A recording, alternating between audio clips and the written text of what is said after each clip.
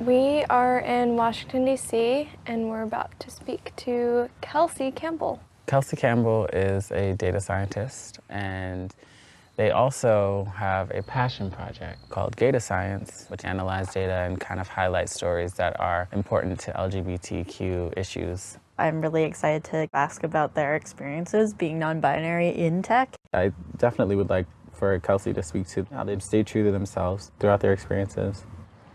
Hello! Gotta wait for the stairs first. How's it going? It's going well. Kelsey. It's so good to meet you. So I'm Kelsey. I'm also non-binary, so I use either they, them, or she, her pronouns. I'm kind of indifferent as well, but for visibility's sake, I like to put it out there. This is Data Science. It's a side project that I started to try to tell the LGBTQ plus experience through data stories, data journalism, data visualizations. So I actually kept data on kind of my experience for 3 years to better understand myself and the world. So the first data visualizations I made were just super basic stuff to help me get an understanding of my gender.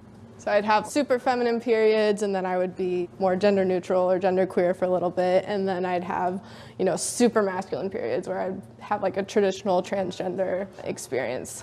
And just seeing that mapped out was like super eye-opening to me, because in the moment when I wasn't keeping track, it would feel like I was constantly all over, and I felt like very out of control just with all the emotions that would come with that. It helped me understand myself, but then after kind of going through that process, I was like, this could be helpful for others going through it, or others just trying to understand like gender beyond the binary.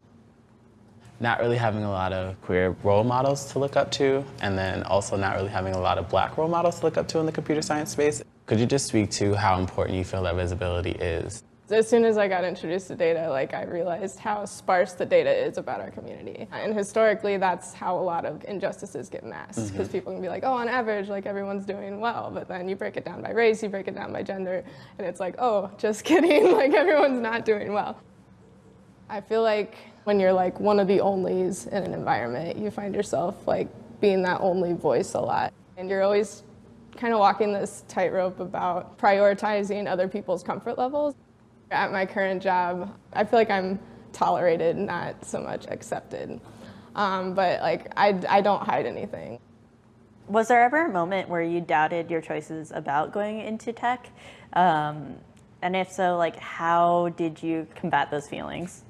It was a culture shock coming to the computer science world. The tech bro environment is real, and it's not fun if you're not in that group. But for me, I try to look at the options. I could dress more feminine and put on a show for you and then feel terrible later, or I can dress how I want and be authentic. And you might not like it as much, it might not go well, but at least I was true to myself.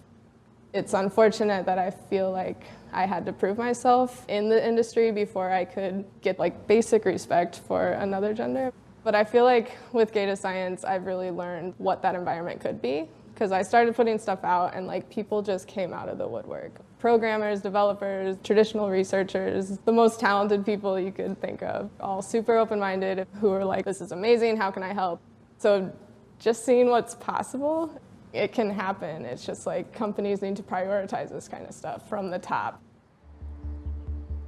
Kelsey's interview was definitely enlightening for me, because even though there is a big barrier as of now, you have to be visible. That's something that is very important to me. Not compromising my individuality for an organization or for a job. That's something I refuse to do. May your choices reflect your hopes, not your fears, by Nelson Mandela. I find a lot of meaning in that, because I feel like if I could go into the world a little more fearless, maybe I could build the world that I hope to live in. You have to have people that are willing to stand up and willing to be that beacon of light for others to follow along. And I think that's something that Kelsey definitely spoke to and also is doing very actively.